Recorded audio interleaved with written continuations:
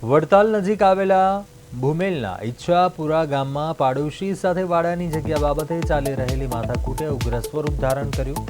આ વિવાદમાં social media ઉપર પ્રજાના પ્રશ્નો ઉઠાવવાની વાતો કરીને બની બેઠેલા કથિત પત્રકાર હિતેશ પરમારે કાયદો હાથમાં લઈ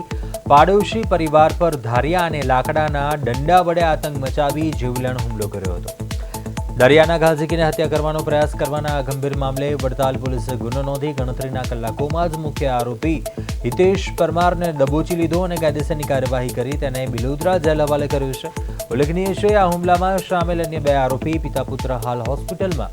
સારવાર હેઠળ દાખલ હોવાથી પોલીસ પકડથી દૂર છે અને પોલીસ તેમની ધરપકડ માટે પણ તજવીજ કરી રહી છે।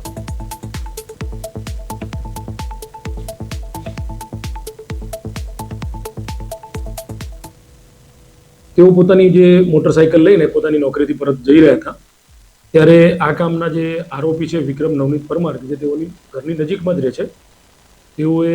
તેમને સતત તેમની પાછળ ગાળો બોલવાનું શરૂ કરેલું અને જ્યારે ફરિયાદી પોતાના ઘર પાસે પસાર થતા હતા ત્યારે પણ ગાળો બોલતા